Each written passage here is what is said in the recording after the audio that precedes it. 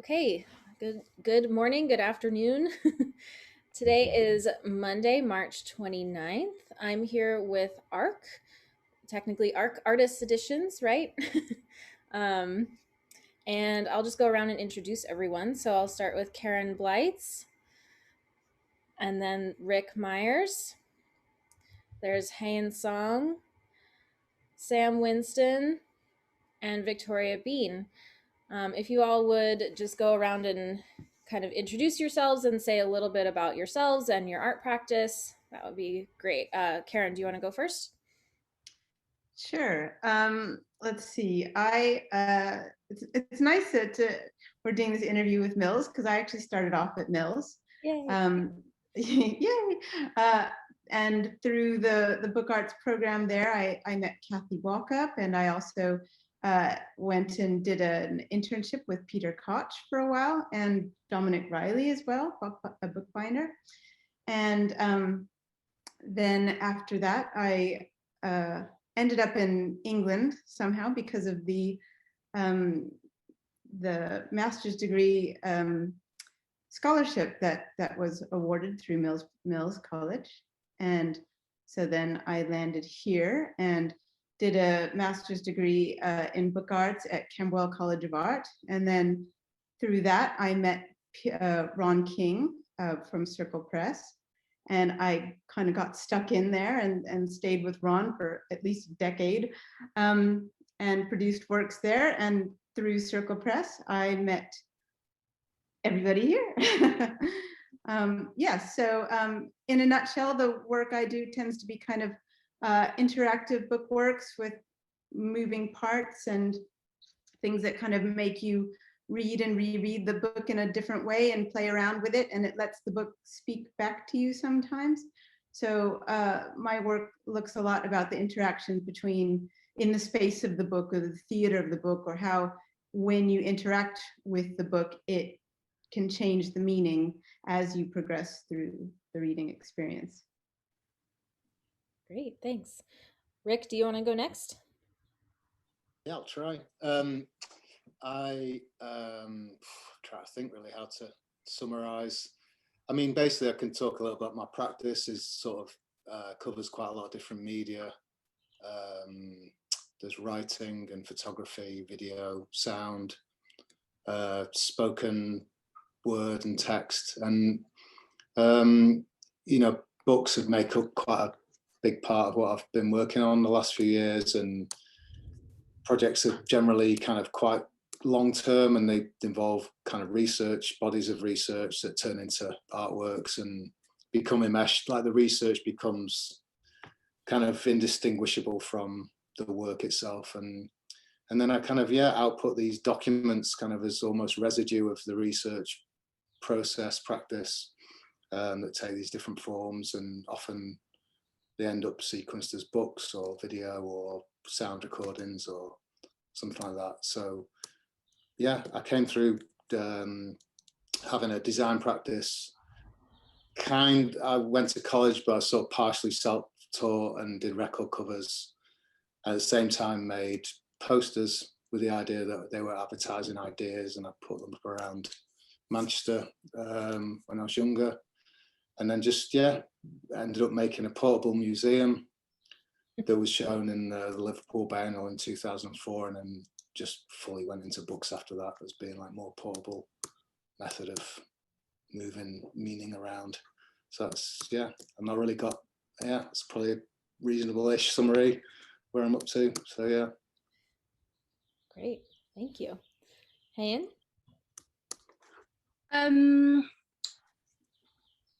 Sorry,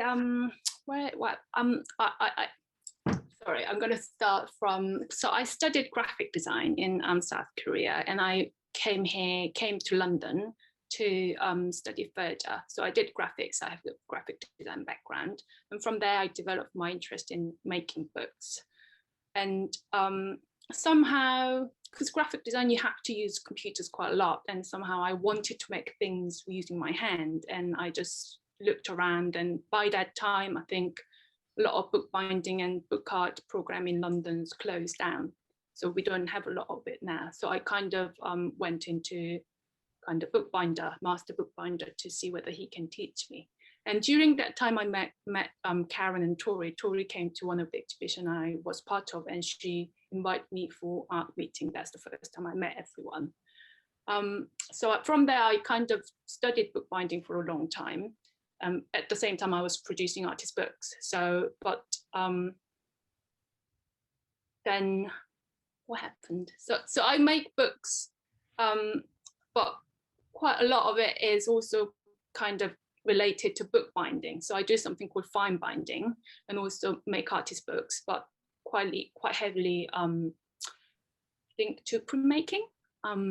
So I do like lino cuts and cyanotype etchings and all those type of traditional printmaking. I think that's where I am. My interest is. Great. And Tori? Ron King moved next door to me in, I think, 1987. And I used to pop in, we made friends, I used to pop into his studio. I think I said this in my talk, I showed him some of my work and he was very, very kind. And he said, I think you may need to go to art school. And the next thing I knew, I was at Camberwell, where I did graphics and illustration, and that sort of mixed course just naturally helps to see the graphics as an illustrative tool.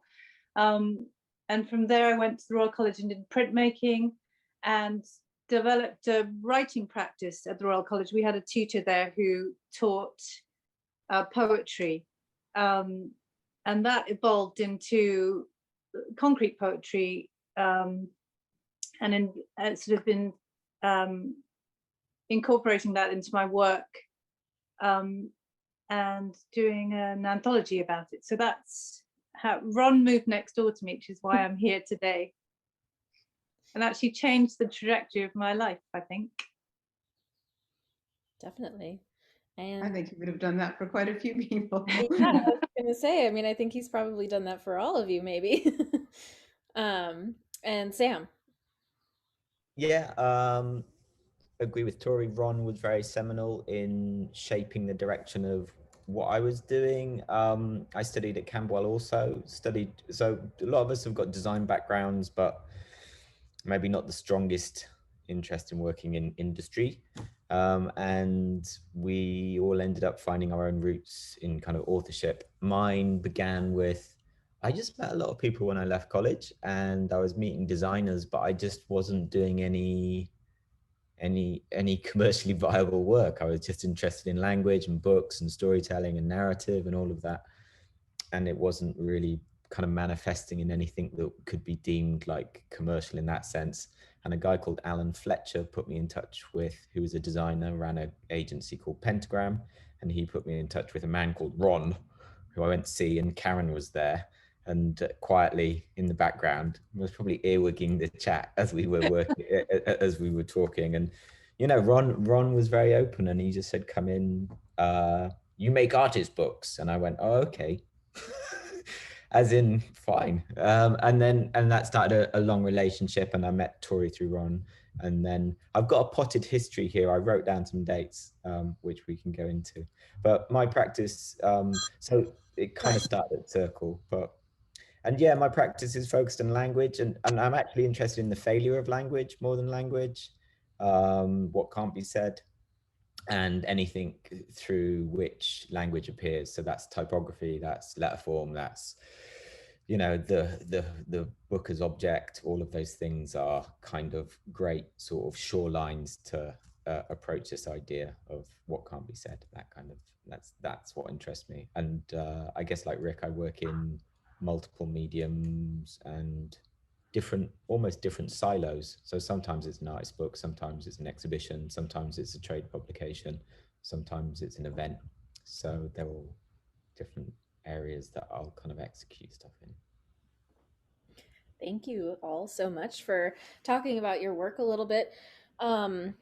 Since we have talked about Ron and you all sort of met through Ron King at Circle Press, can you talk a little bit about working there and what it was like working with Ron, and sort of collaboratively with each other and with other artists and things like that. And then you know, how did that then turn into you sort of making your own group out of that? Can I start on that one? Yeah, of course. I guess I was trying to work this out because I knew this was a question, and so Ron basically got Circle Press going in '67, and that was at the end of like an outfit called Editions Electo, who basically had produced some of his work as a printmaker, but they had, I don't know whether they had folded, but they had just stopped, you know, economic circumstances. So he started doing his own thing in '67, and then Tori, did you say 87, 1987, Tori turned up and met Ron. And then Karen, you were saying 98? 97, 98. So late 90s, we all kind of, Karen and Tori wash up on the shores of this building, which is Ron's press. And then I think I appear almost a decade later in 2004. And then I looked at my emails, and me and Rick started talking in 2006, maybe. And Rick, there's a nice email that's like, I'm interested in doing more books. Oh, you should meet Sam. And then I was saying, Rick, you should come down, and I invite you to Circle Press. You never made it into that building, but that's when that relationship started, was in '06. And Hayne is in '09, I think, which is when Hayne meets Tori and Karen.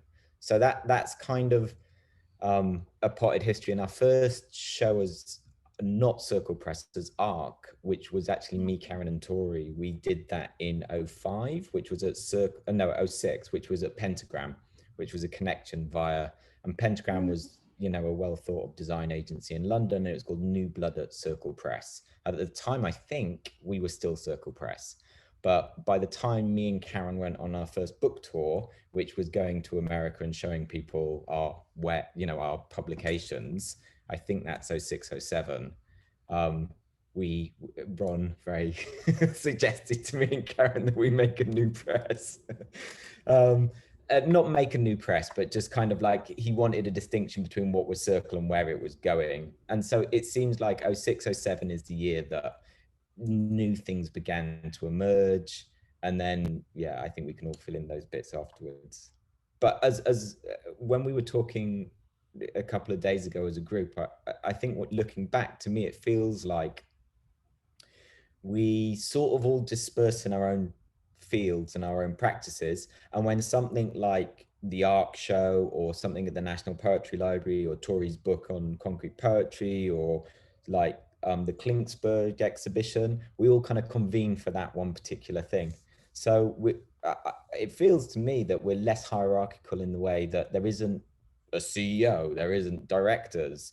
It's more like, I guess the metaphor I was using is we're like a microbial network, as in a mushroom network. We're spread out, we're dispersed, and we will come together to do a fruiting body of something. So whether that's a show or a publication or something like that. Does anybody else want to talk about, you know, working for Ron and you know, kind of then dispersing? Because I think the way that you all work together is very interesting, because you all have your individual practices, but you all sort of come together, as Sam said, for these shows or books or exhibitions or whatever it is, and you all are all sort of one part of a whole, but you all have very individual practices as well. I mean, you know, correct me if I'm wrong there. Yeah, working with Ron, he's, I love Ron because he's just full of energy, and really just, when Ron enters a room, everybody knows it, and he's full of stories, and he's full of fabulous stories about coincidences and people he's met and places he's been, with like a trunk full of books, driving across America, getting his air out of his tires, and then finding somebody to help him with his tires, and then selling a bunch of books while he was at a petrol station, you know. So Ron, you know, is just kind of a walking story in history, and he just can't help but leak stories constantly.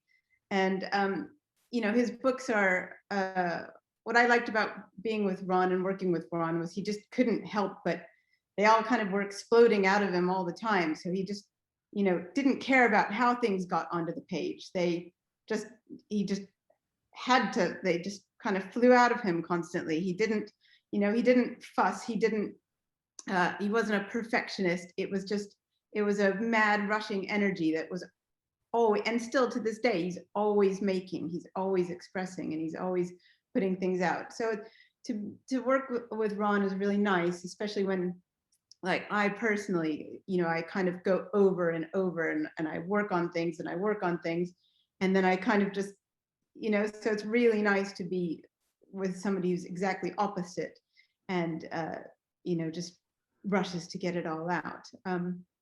So yes, I do love Ron. The other thing is that just being in his studio, if you pulled open a drawer, you would find a John Furnival print, and you wouldn't know. I mean, there was history to learn from there that was just part of his sort of ethos of the circle, which involved, you know, he liked involving other writers, other artists, and you were just surrounded by this legacy that just somehow infiltrated and influenced. I mean, when I was there, I think I put away a lot of type. I think I've damaged a lot of his letterpress machines, but he just, you know, he had this generosity of letting another generation come in and learn and just experiment. And I'd say that just being there just gave you a sort of, you don't realize the influence it has until you look back on it. Yeah, I think that was nice of it, you know, because people were always coming in and out, and then that's how we, you know, that's how we all made connections. People would come in and come out, and you'd hear them talking with Ron, and then you'd get really interested, and then you'd kind of, you know, sneak over and start to get into the conversation, and then you start to realize that, you know, Ron always called Circle Press like a group of like-minded, you know, artists who all kind of came together at this central hub and you know, produced things because of those interactions and exchanges of ideas. And Circle Press as a space was a really amazing space for that, because not only were there people coming in and coming out, but then everywhere you looked, there was the means to make, you know, there was a garage, which was full of all kinds of lead and hammers and nails. And then there was printing presses and silk screen presses, and there's Lightroom downstairs. There was, you know, you couldn't not make stuff there. So I think that was the magic of Circle Press and Ron and the place. It was like, you know, a nexus or a hub where, you know, everything could spark each other off and set ideas in motion.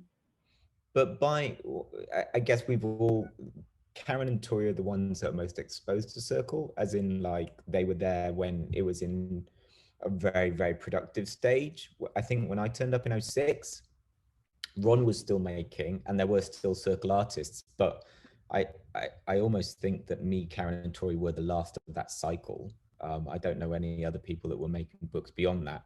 So Hayne and Rick weren't central to the Circle stage. So this is kind of what it's the beginning of what ARC is still going. So yeah, it's an interesting thing. Is like when one collective, one system of working, an idea of working changes into another thing, and that is actually, well, it's probably the first decade is us working what that is and how that worked, and how you transition from something that's got a long legacy, but then how does it become something else as well.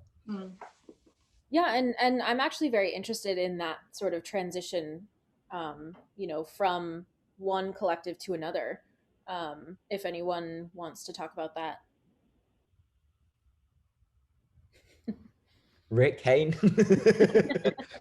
Sort of coming in from the outside of that, really, and meeting Sam for the first time through our sort of mutual friend Francesca, wasn't it? Francesca Gavin is now a curator, and she was arts editor of Dazed and Confused at the time, and we were friends by that point, and Sam was as well. And she just basically said, "Oh, you two have got to meet each other," and that was it. It's like, you and Sam have to know each other. So we met in London. I was down there you know, for some reason or another, met Sam. We went, yeah, just that was it, wasn't it? And just started chatting, and Sam was telling me about Circle and the ARC sort of transition that was happening then, and yeah, and sort of said, you know, are you you know, sort of was starting to say, asked me if I was interested, and it was really interesting to me, obviously, and then, you know, just gradually I gradually sort of filtered into the group bit by bit, I suppose, didn't I? And just, yeah, just kind of gravitated to it bit by bit, I think, and yeah, I think that's my take on it anyway. Sam's probably got a, you know, I don't know how that sound about right to you, Sam, in terms of how you remember it. Well, yeah, I remember we meeting in Manchester, and you picked me up in a fancy old car, and then you drove around a bit. That was. I think a lot of this stuff. I don't think there's big meetings where we sit down and go, "What's the vision of this?" Oh yeah, so you know, a coffee though. I still go back to the mycelium, as in it's a network of affiliations that are basically friendships, and then from those friendships, stuff happens.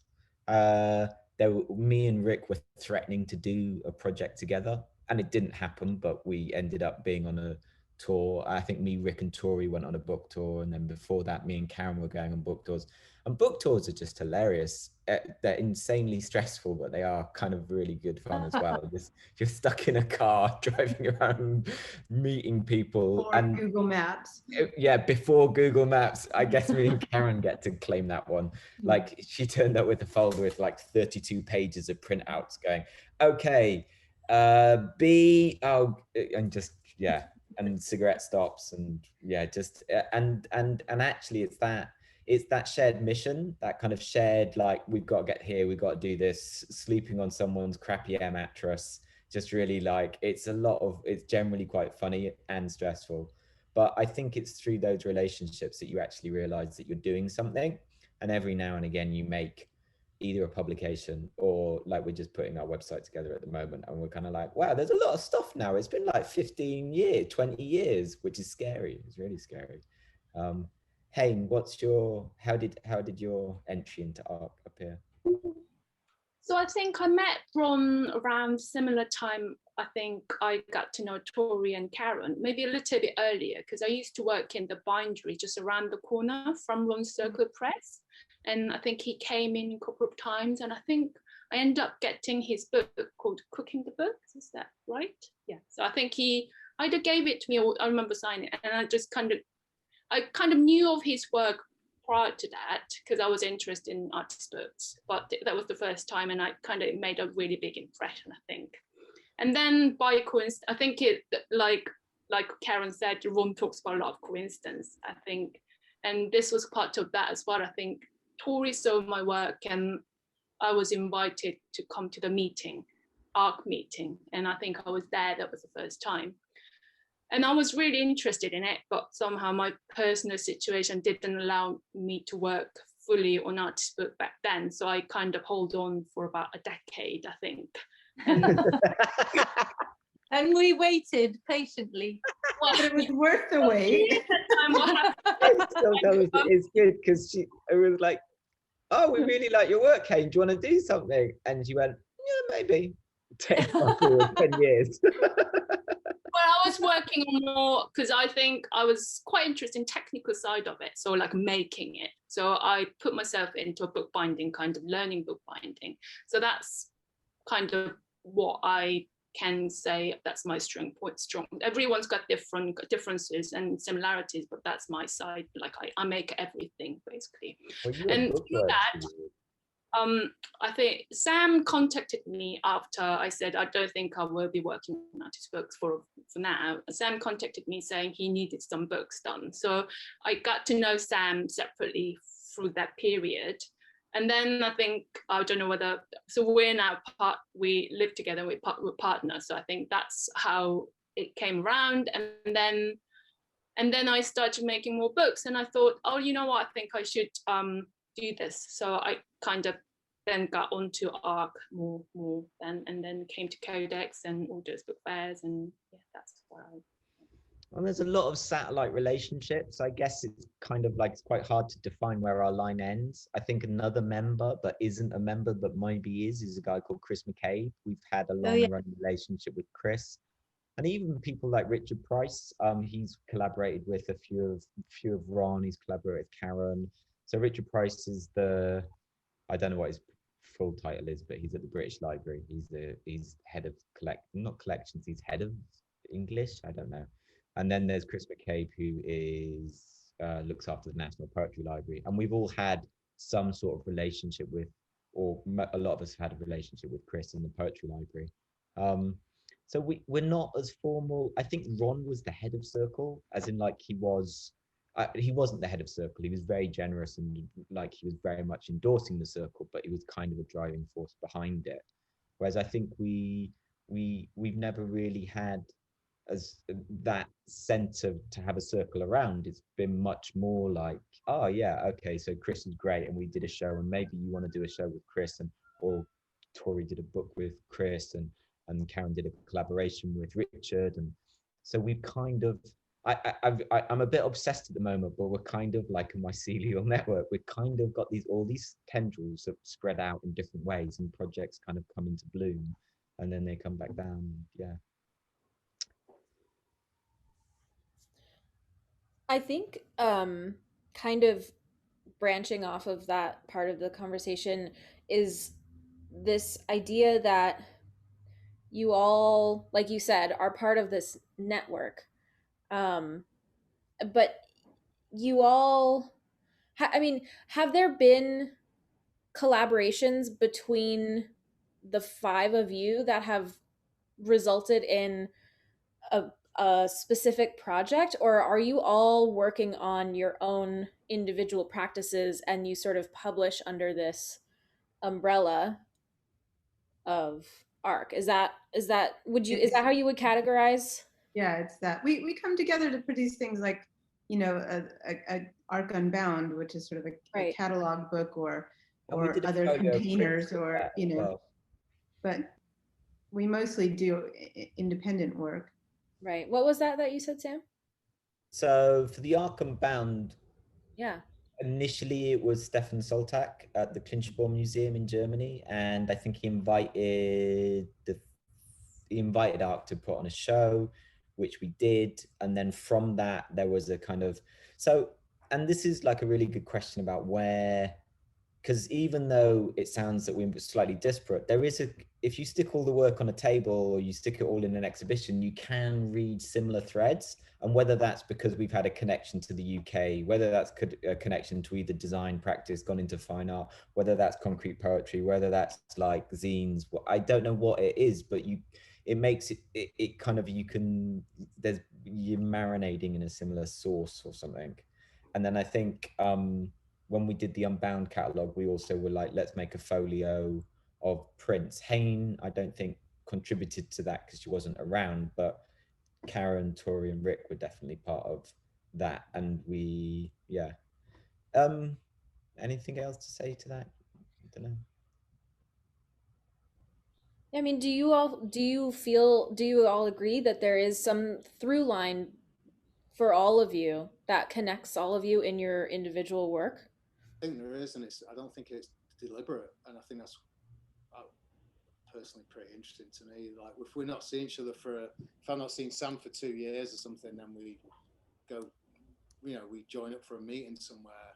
Sometimes it's the first time we've seen each other's work in a year or so, and then we're like, and we've both moved on in our practices respectively, but there's still a thread. It's like we're going off in these disparate routes, but they still connect, and often even closer and closer as the years go on, without ever discussing any conceptual stuff at all. We're very sort of practical in terms of what we sort of end up talking about, and then what we meet in the room with somebody else, and it's like there's these like really interesting threads that we're just like, how on earth is that? You know, so the network thing, it's almost like the work is the thing that's pulled us. So the relationship is the relationship, but then the work's the work, and it just somehow is a meshing over a long period of time with everyone as well, like in different ways, you know. But I That's think my- that's kind of We like have a a good lot of kind of similar, we all kind of like take apart language, we take apart process, we take apart, you know, a lot of the, you know, I sort of underlying concepts of just kind of how we approach a lot of the stuff that we do, I think is we see, you know, we like what we see in each other's stuff. There's a like a kinship, I guess. Yeah.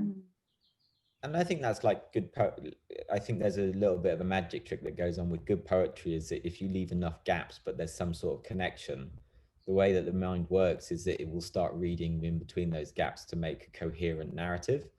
And obviously you can be so disparate that there isn't that reading, but I think generally speaking, just because of what's in the field in general, like what the ingredients are culturally, and then you mix in the kind of the processes and practices that we have, it's very hard not to kind of find a poetic narrative that runs through all of it. And I think a lot of I think it's this fine line between holding spaces, and what I mean by spaces is like a gallery space or a publication that unifies all of us, holding them loosely enough for us to do something coherent that is shared, but also like giving a certain amount of freedom, poetic freedom, for you to make in your own practice. And I think that balance is always walked by any organization. And some, to me, feel quite disparate and some feel quite overbearing. And, you know, the successful ones tend to be the ones that do that fine line between the two. Are you saying we're a successful one? No. That would doom us. That would doom us to no. Yeah. So when you do come together, whether it's virtually or in person, I mean, do you all feel like your sort of collaborative energy influences your individual practices, in the sense that like you'll come together and you'll have a critique or a, you know, a chat or you know, whatever it is, and then you take that away and you say, okay, I'm gonna completely change this project that I'm working on now. I mean, how do you feel that your sort of collaborative work or energy, because it seems a lot of it is more of an energy of, you know, changes your individual work, or does it?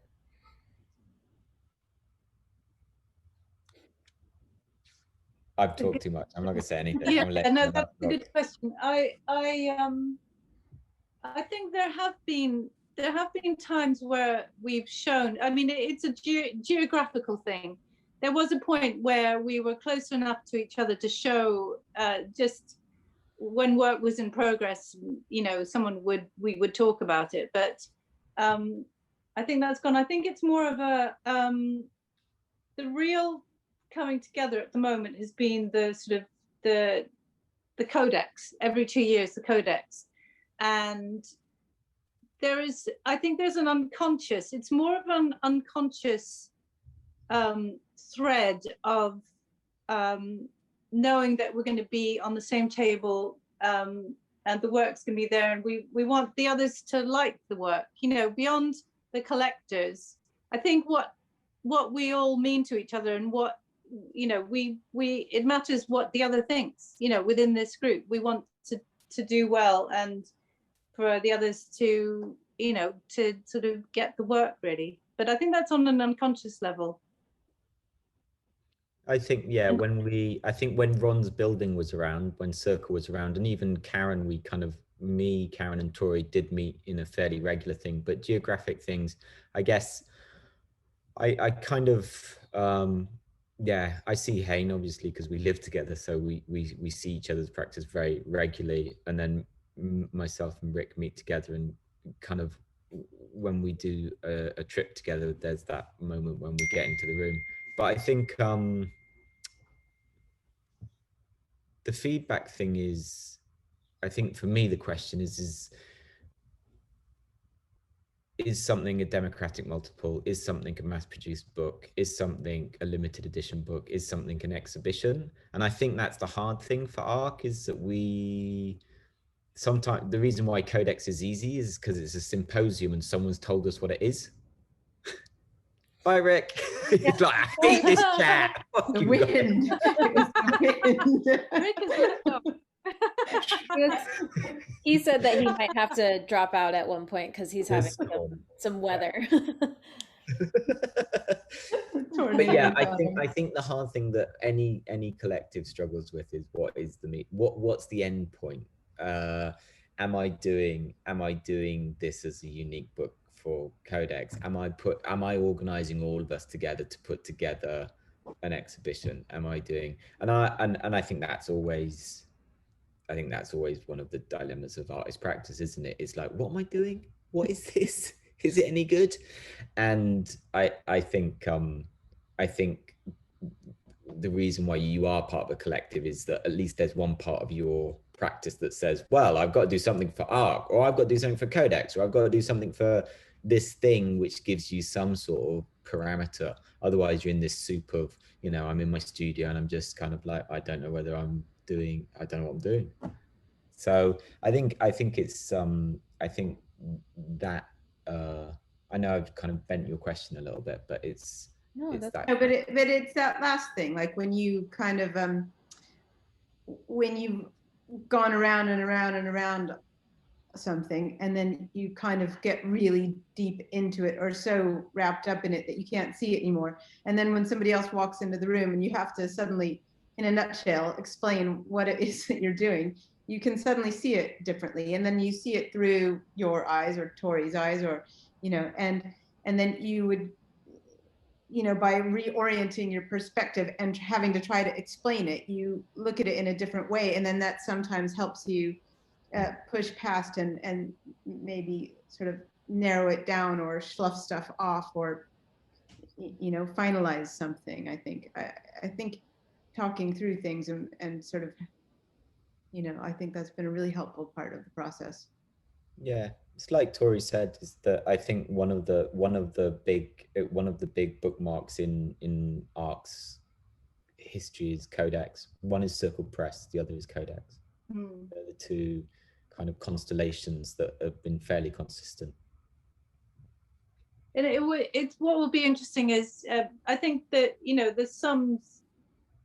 the whole is larger than the sum, so the group of us together create something a bit bigger. And what will be interesting is actually how other people see us. When they come to the ARC table, they have an idea of ARC, which is beyond our intentions. It's not something that we have said that this is, but they do see us as a group. They like Sam said about making the connections in the spaces. I think they are making connections with our work as well.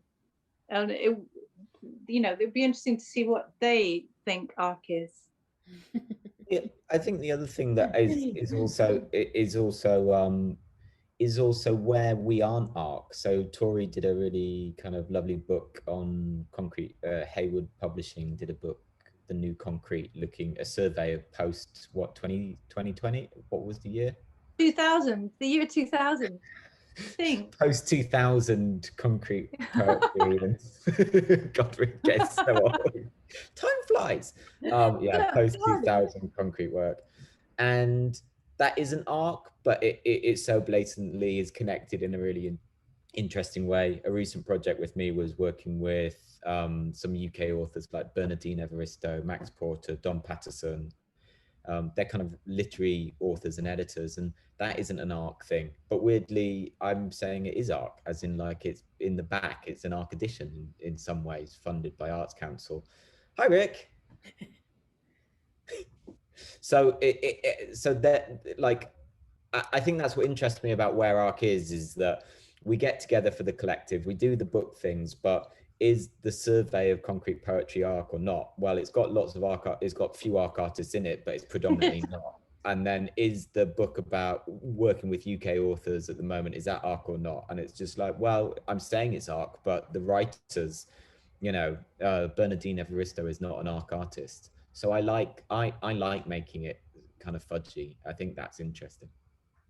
Well, and I think that speaks again to that through line, right? Of this sort of these themes that keep reoccurring in your individual practices that kind of connect all of you together. Maybe. Sorry about the power went out for a minute. That's okay. Is everything okay? Yeah, it's fine. It's not that windy. It just suddenly dropped off and came back on. Okay. You know, I might disappear again, so that's why. Yeah. That's all right. That's all right. Does anyone else want to talk about anything that we've talked about? Because I think the next question I'll sort of go back to your individual, what you're working on now and things like that. So if anyone wants to talk about, working together as a group, and what that means to you and what it means to your practices and anything like that. Can I ask Kane a question? Go on. What's it like bridging this gap, because you're a maker, so you've done edition work at Bookworks and you make things, so your practice comes from, it enters into sort of art from a different way, as in like it comes from doing edition binding, doing fine binding, and then doing your own artist books. Could you talk about that? Thanks. So I think I agree with everyone else was saying about what arc is. It's like, I will talk about my practice too, but the loosely holding together is a lot more kind of, it works, I think, longer period than too tight together, I think. So that, I think, is working really well in that way. And I always feel like, oh, is my work fitting to arc or not fitting to arc? I think we all have that, I think, individually. Like, I remember talking to Rick about it. It's just because we all have a different interest in some ways, but there's a big branch saying arc, and we all have a little branch, like we just going through it, and everyone's developing. It could be developing into different things, but you can come back to it. So it's like, so that's what I like about that. And I come from a making background, and I'm just doing what I'm doing, but I can see like what Tori's saying about there's unconscious kind of similarities in like what everyone's doing, and I think I can see through everyone's practice, and I think that's what binds arc together, I think. Thank you. No, I think that is very interesting because you do have not a different perspective or a somewhat different perspective, but just a different sort of entry point, which I think is, probably what's the word I'm looking for? It benefits the sort of collective practice, right? To have all these different entry points. Well, do you all want to talk a little bit about what you're working on right now? And if you are willing to, and Top secret. No. yeah. I will be very short. I started something, and it involved sewing, and I got to a certain point and I just thought, I don't like sewing, and I've put a stop to it. And I think when I was younger, I had a book about sewing. I can remember my mother looking at me when I said, I really enjoyed this book. And she looked and she used to say, you used to throw that book across the room. I made the mistake of going there. So I'm actually on the, I'm starting something and I don't know what it's going to be. I know the restrictions, I know the media I'm going to use, but I don't know where it's going to take me, and I'm going to actually enjoy that. So just recently finished something, should we say. Is that typically how you work? You have restrictions and parameters, but you don't know exactly where it's going to go? Yeah. The more restrictive, the sort of I'm restricting myself to the typewriter at the moment and the percentage sign, and I've done quite a bit of work using only that. So I'm going to start with that restriction. No sewing there. Sewing is out. Yeah. Does anybody else want to talk about what they're working on right now at all? I could talk about a couple of things if that's all right. Yeah. Yeah, I've been doing. Trying to think. I just did I've been doing this like drawing body of work that's based around drawing, based around the idea of like a series of obstacles, and it starts with this idea of like drawing part, you know, the left hand obstructing the right hand or vice versa, and that obstruction being the source for output or source for these documents, almost the right residue of this process. And it's just taking these different forms, really. I sort of tried to summarize stuff that I've done over the last 10 or more years as a series of archives, and kind of almost like complete them as a series of boxes while starting this new body. It's actually called Obstacle Corpus. So it's like this idea of like an index of the body or index of movement or index of writing. And it's kind of like condensing those kinds of ideas.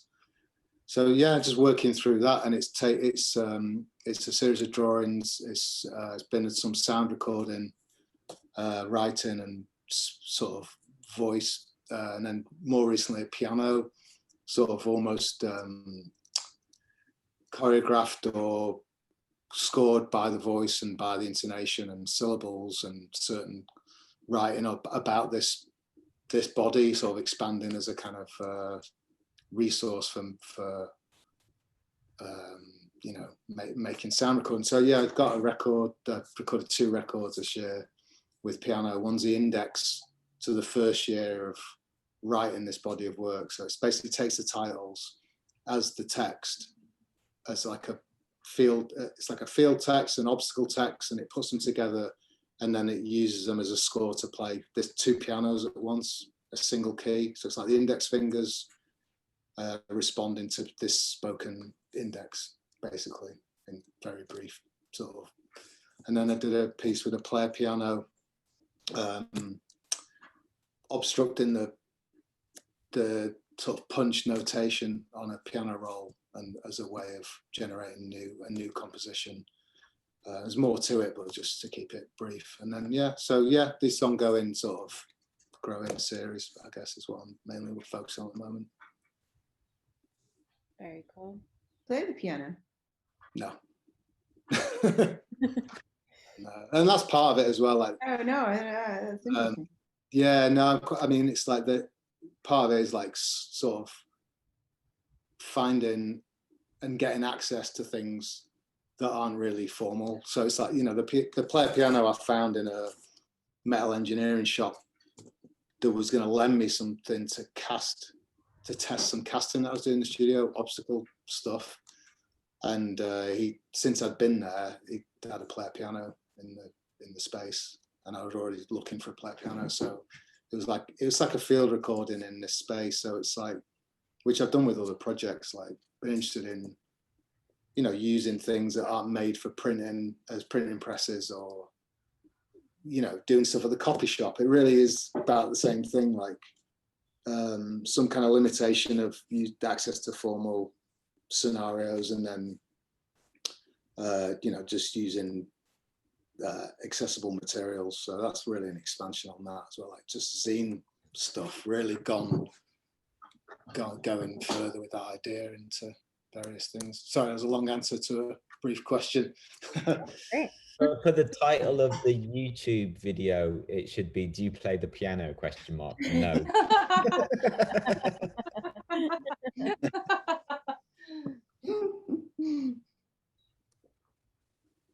Anybody else want to talk about, or is that? I am working on a project exploring childhood memories and time in light. I've been doing lots of cyanotype printing, and I spent the last few months doing the whole printing of the images in the studio, which was actually a blessing, because just to be able to put my energy into it, because it's been a lockdown like since November, so I kind of was able to do a kind of production kind of way. And prior to that, I was coming up with these ideas and stuff. And images are mostly printed, so I've been collating today, and I would do the text. I'm finalizing the text and do the letterpress printing in the coming years. And I'm also working on fine bindings on books by Ross and Morat at the moment, which kind of, it's a juggling act, doing this one and putting together. That's what I'm doing. That's very Or exciting. the other title for the YouTube talk could be like, "And I'll do the printing in the coming years."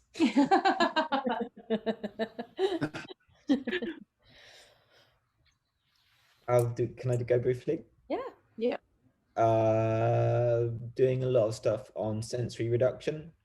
Kind of like after so much, it's just the advent of technology has led to this sort of like influx of distraction and screen culture and disembodiment and all of these things. So I've been looking at images and seeing how you can find images through reduction processes, the most basic being reduction of sight, and then doing a lot of stuff about visual memory.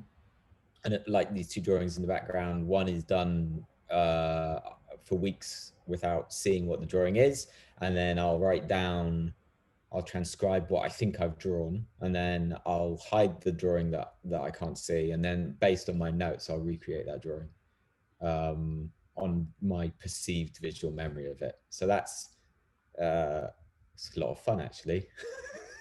And yeah, so that kind of the gap between this is how I think something's going to turn out, this is what actually happens, and also this relationship to the body as well, as in like disembodied, re-embodied, and then kind of like physical memory that's held within the body. They're kind of swimming pools, puddling pools that I'm messing around in at the moment.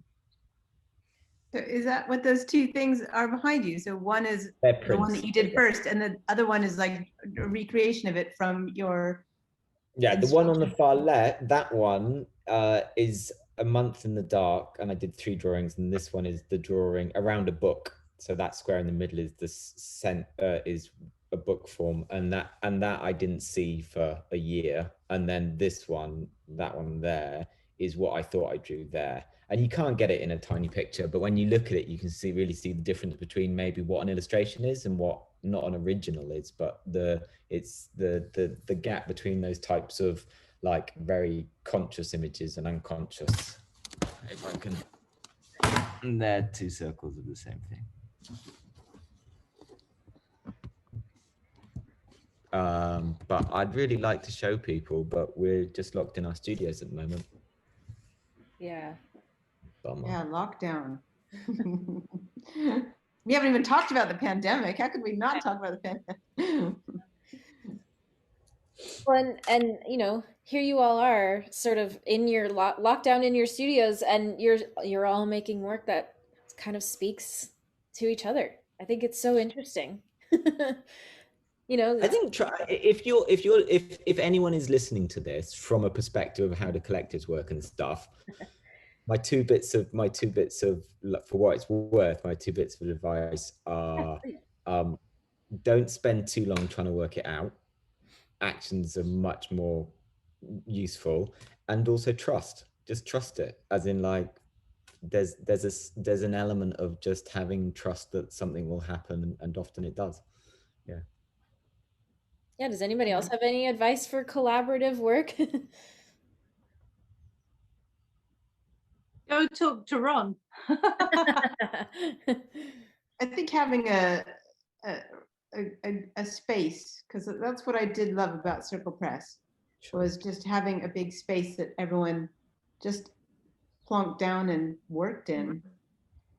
That just made such a I don't know, you could just sort of exchange ideas, and you look over someone's shoulder and you see where they are in the morning, and then you see where they're at by the afternoon, and then you know it's I don't know, it's I do miss that about not having Circle Press anymore. Yeah. Well, and that's interesting too, because you all live in not, you know, incredibly different, except for Rick, who lives in Massachusetts, right? But you all kind of live separately from each other, and I assume, you know, you only get together every so often. Does that, you know, affect, as Karen just said, instead of being all in one big space together, you know, does that sort Yeah, of definitely. It affects the nature of it, makes your practice much more insular, as in it's more individual. Mhm. But then space is a real commodity, isn't it? As in, like, it's connected to property, property is connected to resources, and yeah. So, and that's I guess that's why people do MAs. That's why people like Haynes got 3 spaces that you work in, haven't you? well, I quite like not having my own studio, because I do have it, but I don't. So I go to this shared studio space where I kind of work there, and I don't work with them, but I see them working as well. So it's kind of, it's kind of, I quite like that format somehow. So I have East London Printmakers where I do printmaking, and I have London Centre for Book Cut where I go do bookbinding. So that's kind of format I'm quite liking. Yeah, and there's communities there that are nice, as in like you get a lot from it, I think.